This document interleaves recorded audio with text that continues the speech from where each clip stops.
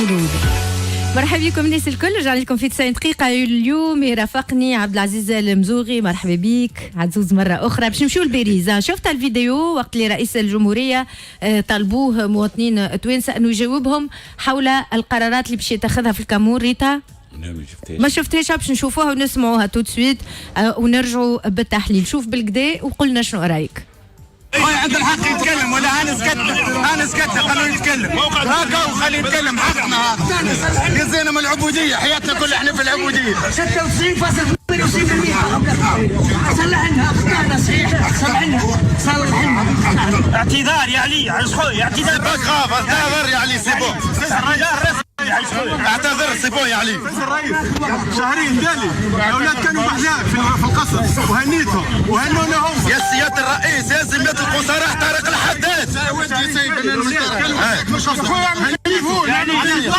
هنيتهم على اساس هذاك تهنينا احنا على اولادنا وعلى الناس. شوف الاولاد الوالي عنده 10 سنين سيد الرئيس. الوالي خلينا نسمعوه. الوالي يجلس ما يخرج. هذا نسمع. تفضل اسمعوه. خلنا اسمعوه. رئيس الجمهورية هذا البارح في باريس يحكي مع التوانسة. فما برشا قالوا هذا لا يليق، وهذا الحقيقة معناها سوء ذوق كبير جدا من عند الناس اللي تصرفت هكا أو تعمدت التصرف بهذه الطريقة، على خاطر هذاك رئيس الدولة ورئيس الجمهورية التونسية وهو موجود في فرنسا ويمثل الدولة التونسية، يمثلنا الكل، وما يجيش معناها قدام بعضنا وقدام الخارج ما يجيش. شنو رأيك عزوز؟ أنا والله رأيي هذا راهو مشاطرين وبرشا ناس. رأيي معناها برشا ناس تخدم به أنه واحد ما يجبدش المشاكل الداخلية خارج التراب التونسي. هذا المبدأ الأساسي. حتى كي تبدأ عندك قلبك معبي على واحد وهو يبدأ في الخارج والناس تتفرج فيك من الخارج، ما تجبدش. on ne lave pas notre linge sale devant un pays étranger، وخاصة أنه هو في زيارة معناها متاع زيارة رسمية. هذه الأولى. ثاني حاجة، أنا أعتقد أنه هذه عملية بفعل فاعل. ما فماش ناس عمرنا ما كنا معارضين احنا في باريس ويجي بورقيبة ويجي غيره، عمرنا نمشي له ولا نصدموا عليه. هو معناها يظهر لي زاد شوية معناها أخطأ شوية أنه يمشي يتحاور مع الناس هذوما يسحابهم على حسن نية وهما ما همش على حسن نية. أنا أعتبر أنه الشيء اللي يقع له من لا يليق ومش ممكن وما هوش يخدم لا صورة تونس ولا صورة رئيس الدولة. رئيس الدولة راهو رئيس الدولة أحببنا مكرهنا، هو شخص مقدس نجم ننقدوه في بلادنا وما يلزم ننقدوه ويلزم ننقدوه بكل حرية، لكن هو يبقى عنده شوية يلزم رئيس الدولة تقعد عنده شوية قدر وشوية قداسة، على خاطر راهو مش ممكن أنه نجيو هكاك ونبداو غوغاء وكذا. ينجموا يحكيوا معاه، كانوا ينجموا يحكيوا معاه باحترام، لكن انا اعتبر ان هو كمين سياسي. هو كمين سياسي. هو باش نسمعوا احنا توا التصريح نتاع هيكل مكي، وبعد نرجع باش نقول لك فما راي اخر. قيس سعيد هو نظريته وطريقته السياسيه مبنيه على الحديث مع الناس. زاده ما تنساش معناها مش اليوم على خاطر صارت مشكله باش يولي ما عادش علاش حكى معاهم هذوكم توانسه.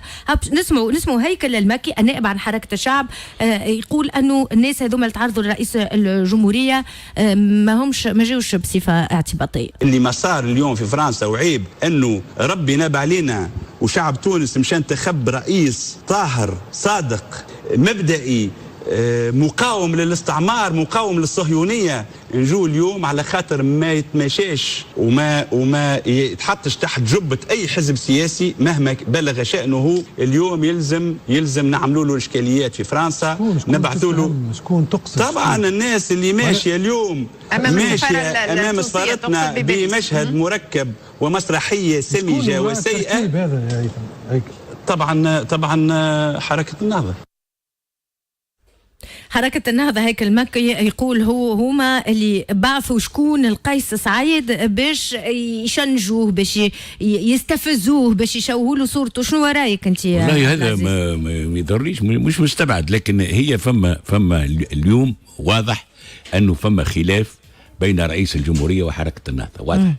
من مجلس الامن القومي الى اليوم اصبحت بوضوح فما زوز مواقف. فما موقف يحب يفرضه راشد الغنوشي للولاء الى تركيا وللسراج، هذا واضح معناها ما عادش فيه حتى نقاش. والموقف الرئيس اللي هو توضح يمكن اكثر شويه في الزياره نتاع فرنسا، اللي هو الموقف يقول لا ما نحبوش التدخل وما نحبوش كذا وما ناش الى اخره، وانه حكومه السراج راهي رغم اللي حكومه، خاطر حكومه السراج راهو الناس اللي يقولوا حكومه عندها شرعيه كاش؟ هي شرعيه دوليه، شرعيه الدبلوماسيات وكذا، ماهيش الشرعيه الشعبيه. هذا هو باش نرجعوا بعد شوي باش نسمعوا تصريحات قيس سعيد على ليبيا، على اتصال الغنوشي بالسراج، يتحدث ايضا على مؤشرات كثيره حول تدخلات خارجيه في تونس. لكن قبل خلينا نختموا مع الفيديو هذايا. الفيديو هذه عبد العزيز المزوغي فما برشا يقول لك قيس سعيد قال للشعب التونسي الكل اللي في تونس واللي خارج تونس انه منهم واليهم، هو ابن الشعب، هو يتحدث مع الشعب. معناها هو الصوره النمطيه لرئيس الجمهوريه، لا بوستور نتاع لو بريزيدون دو لا ريبوبليك لازم كي يتعدى هو نحاها، هو بنى حملته الانتخابيه على الشعب يريد.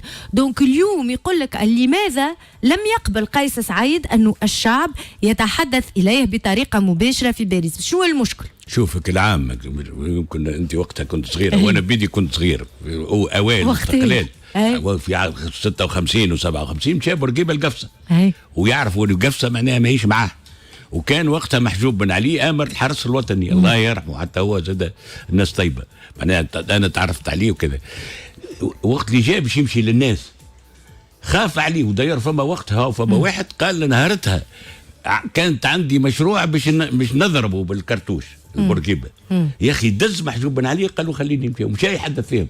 الراجل اللي كان عنده الكرتوش وباش يضرب الحبيب بورقيبه وقت اللي شافوا صدم هكا عدل على الفكره نتاعو، يوريك اللي الرئيس عنده هو قدر وعنده قيمه وعنده شويه قداسه والى اخره، ولكن في نفس الوقت يلزم يكون باتصال مع الشعب. انا مانيش ضد الفكره هذه، ولكن وقت تتصل مع الشعب هاك تشوف ساركوزي تعارك مره مع واحد كذا، ماكرون كيف يمشي لهم وساعة يتجابه ببعض الغلظة وكذا، ولكن يتصرف في الموضوع. أنا نرى أنه قيس سعيد لم يخطئ في هذا. حق تحبوا تحدثوا، لكن وقت تبدأ فما ناس جايين معمرين عليك وسياسيين وكذا وفما تعمير. تعرفش علاش فما تعمير؟ لأنه فما مشكل كبير ياسر اليوم في تونس. فما حركة النهضة موجودة في الحكومة وهي ضد الحكومة، وحركة النهضة موجودة في المنظومة منظومة الدولة وضد رئيس الجمهورية. معناها ماهيش عجبها، ماهوش في انسجام معها. هي تعرف شنو هي الانسجام الوحيد اللي تعتبره انسجام باهي وانسجام خارق العادة، تولي تحكم هي وقلب تونس. يعني تحكم هي ونفسها، لأنه قلب تونس اليوم هو حزب ومجموعة بدون إرادة. عندها جسم ولكن ما عندهاش إرادة. باش نمشيو توا الى الحوارين. هما زوز حوارات قدمهم قيس سعيد، اجراهم قيس سعيد مع قناه فرانس 24 بالعربيه وبالفرنسيه. الامبرسيون الاولى عبد العزيز المزوغي عند العديد من المراقبين هو انه قيس سعيد ثابت في قراراته وفي مواقفه من الناحية الدبلوماسية ولا من الناحية الداخلية. في موضوع الاعتذار باللغة الفرنسية سألوا المذيع متاع فرانس 24 قالوا كانت فما هناك لائحة متاع اعتذار، طلب فرنسا أن تعتذر لتونس، اللائحة سقطت في البرلمان. يا أخي أنت رئيس الجمهورية ما تحبش فرنسا تعتذر لتونس؟ نسمع قيس سعيد شنو جاوب. Comme le dit le proverbe français, qui s'excuse s'accuse. Et pourquoi pas? Il s'accuse lui-même. Nous tournons vers l'avenir. L'histoire que Monsieur le Président Macron a qualifiée d'avoir connu des périodes tumultueuses. Il a parlé de crimes contre l'humanité en parlant de la colonisation française en Algérie. En Algérie. En Tunisie, il y a eu des crimes également, des atrocités. Ce n'est pas la même chose? En Tunisie, c'est sous le régime du protectorat. Ce n'est pas tout à fait la colonisation directe comme c'était en Algérie. Mais dans tous les cas, les Tunisiens ont payé cher leur indépendance. Ils n'ont pas droit à des excuses? Ils ont droit des excuses, mais la formulation des excuses n'est pas suffisante. Peut-être des excuses avec des projets, avec une nouvelle coopération, est peut-être mieux qu'une déclaration. الاعتذار اي نحبوا فرنسا تعتذر، ولكن الطريقه ماناش متفاهمين عليها. يقول قيس سعيد احنا نحبوا اعتذار يجي عن طريق مشاريع، عن طريق دعم اقتصادي، مش تصريح. قال تصريح ما عنده فيش باش ينفعنا. شو رايك في الموقف عبد العزيز المزوغي؟ انا والله نعتبر هي قصه الاعتذار بصفه عامه. راهو الجرائم مثلا اللي وقعوا في الجزائر من الطرفين وقع وقت يعملوا لي زاكور ديفيون، وقت اللي نوصلوا لحاله انتهاء الحرب والاستقلال الى اخره. لي زاكور ديفيون فيهم ان امنيستي جينيرال. تمكنت الجنرال وساريس هذا قال اعترف، قال فما واحد محامي بومنجل لوحوا من التروزيام ايتاج يحوس في الشارع. يعني في كل حرب انت شوف المانيا وفرنسا، شوف الحروب اللي وقعت بين البلدان ان فوا تنتهي، واحنا ما كناش في حرب بنفس الشراسه من تاع حرب الجزائر، وما كناش في حرب بنفس الشراسه ما بين المانيا وفرنسا. ولذلك الناس اللي يحبوا يفول مونتي اون ايبانجل، معناها الناس هذوما في نفس الوقت يقولوا فرنسا راهي ما تصلحش ولازمها تعتذر، وفي نفس الوقت يمهدون لانتصاب حماية جديدة تركية على حدودنا، باش يعطيهم زوج قواعد إلى آخره. ماهوش معقول اللي يحب الاستقلال ويحب راجل وبالمجد يقول أخويا ما نحب حتى واحد يتدخل لي في شؤوني، مش فما واحد باهي وواحد خايب. لا هذا المعلن أنه هذا حاجة ثانية. هو أحرج شوية الرئيس لأنه قال بروتكتورا وماهيش قال الجرائم مهمة جدا. النقطة ذي قال الجرائم صارت وقت الحماية وما صارتش وقت الاستعمار، وهذا أغضب الكثير. معناه أنه ولا كأن رئيس الجمهورية اليوم يبرر لجرائم الاستعمار. لا مش يبرر في الجرائم، لأنه نظام الحماية اللي هو نظام يختلف عن الاستعمار المباشر. نظام الحماية راهو صادق عليه البي نتاعنا. فما معاهدتين نتاع الباردو نتاع مرسى، يعني السلطة الشرعية في تونس صادقت على الحماية هذه، ومن بعد تطورت الحماية. ولذلك ما نجموش نجيو نقولوا لا راهي فرنسا صدمت علينا. ثم فرنسا أحببنا مكرهنا، أنا ونقولها بكل خطر الناس ولات خايفة ماك الشعبوية. قال لك توا كان نقول هكا توا يزموا عليا الشعبويين يوليوا يسبوا فيه. فرنسا الاستعمار اللي عملته كان احنا استعمرنا فرنسا، رانا عملنا 10 مرات اكثر منها. عبد العزيز هي لا حاولت تبدل لنا لا دين لا ترق عيشنا كذا. حاولت، حتى محاولات معناها بطرق ماهيش طرق بالقوه. احنا ندخلوا البلدان هكا ولا هكا قتل كرسك. ترجم لي on ne marche pas sur les pieds. ترجمها لي انت، ترجمها لي عبد العزيز المزوغي بالدارجه. ترجمها معناها ما يرغمونيش على فعل اشياء ما نحبهاش. ما يمشيوليش على مواقف. ما يمشيوليش على فوق سقايه. فوالا مارشي سور لي بيد كالكان ولا بيتيني سي بلات بوند. كيف يعني ما تجبرنيش باش نقول ولا نعمل حاجه ولا ناخذ موقف. نسمعوا بالكدا قيس سعيد ونرجعوا. يحكي على الغنوشي توا باش يحكي على الغنوشي. Le président du Parlement, Rachid Ghanouchi, a appelé Fayez al-Sarraj après une récente victoire militaire pour le féliciter. Est-ce qu'il se prenait pour le président de la République? C'est à lui de poser cette question, mais... Vous l'avez ressenti comme tel? Il y a un État, un seul chef d'État. Il n'y a pas plusieurs États.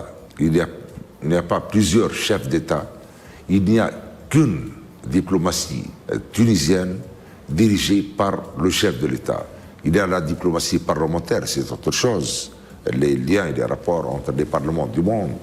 Mais cette position n'est pas la position officielle de la Tunisie. C'était une faute? C'est une faute et il a lui-même dit... Mais ce n'est pas la première fois. Est-ce que vous n'avez pas l'impression que lui et son parti Ennahda ont envie de diriger le pays, même s'ils n'ont pas peut-être tous les leviers? On a ce sentiment, mais lorsqu'il faut rappeler à l'ordre ceux qui ont cette envie de prendre le pouvoir des autres, je leur rappelle la Constitution et je rappelle que c'est le chef de l'État qui dirige les affaires étrangères de l'État. Vous avez l'impression qu'ils veulent prendre le pouvoir sans le dire? Prendre le pouvoir sans le dire, peut-être c'est exagéré. Mais chercher à influencer un certain nombre de décisions, je crois que oui. À vous affaiblir? Non, à m'affaiblir, non, parce qu'on n'appartient pas à la même mouvance. Pour essayer de m'affaiblir, c'est de la politique politicienne que je n'aime pas. Et je n'aime pas qu'on me marche sur les pieds. قيس سعيد الفرنس 24 باللغه الفرنسيه يقول انه فما رئيس واحد، رئيس جمهوريه واحد، سياسه خارجيه واحده، دبلوماسيه واحده ويمثلها رئيس الجمهوريه.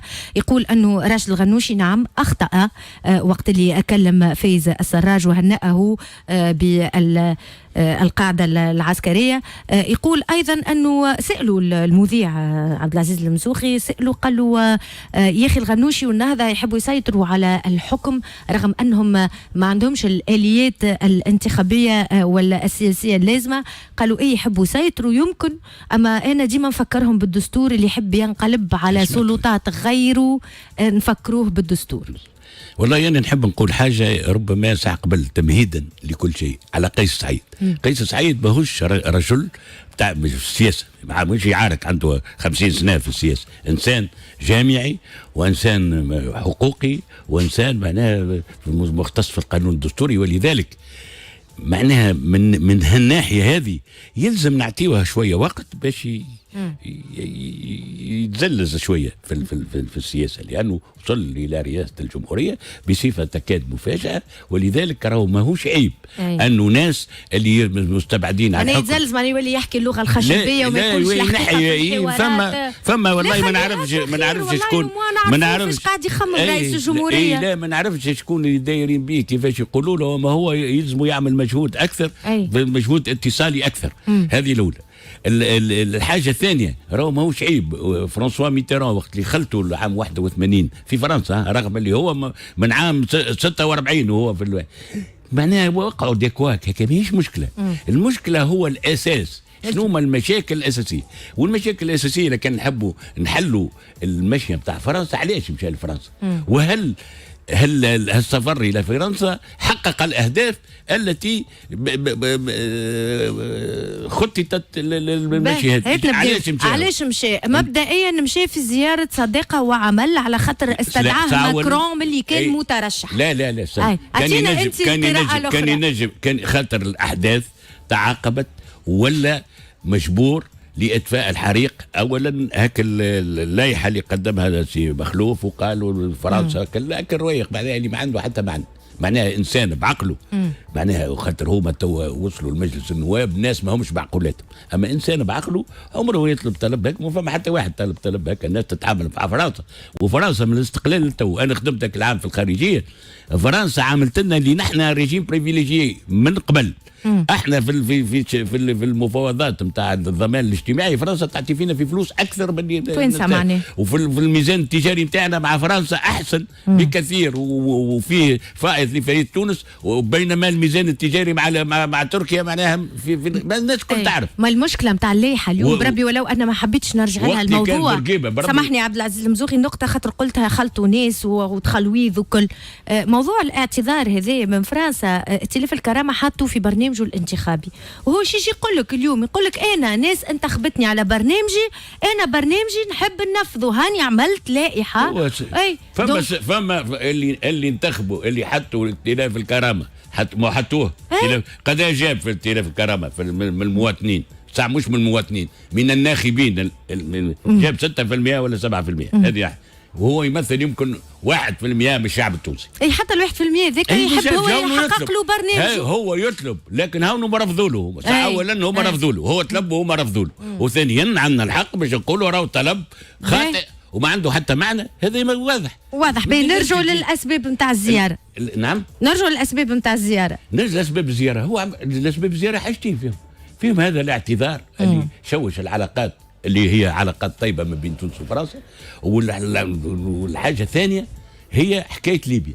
في هذوما الاثنين والحاجات الأساسية، مش باك التشويش هاو استقبلوا في البورجي وما استقبلوش وعملوا تابيروج ولا ما عملوش، اللي هي رايح حديث فارغ. برشا ناس يشدوا 10 أيام يبداو يتحدثوا في حكايه لا معنى غلط اون بلوس لا معنى لها ثم غلط اكثرهم اللي نسمع فيهم واللي نشوف فيهم في التواصل الاجتماعي ما يعرفوش يفرقوا ما بين زياره دوله وزياره رسميه وزياره عمل وانا بيدي مانيش متضلع فيها المساله. لكن المفيد هما الحاجتين الاثنين انا اعتبر شخصيا رغم اللي مانيش من موالي سي قيس سعيد ومانيش معناها قاعد، لكن نشوف اللي يقول قل للسيد اللي يحسن احسنت واللي اساء اسأت، هذايا في الحالتين هذوما ونجح بصفه اساسيه رغم بعض الهينات اللي قلت لك الاتصاليه وكذا، لكن هو نجح. قال مشى لفرنسا قال لهم يا ولدي راهي هذه ماهيش مساله، احنا رانا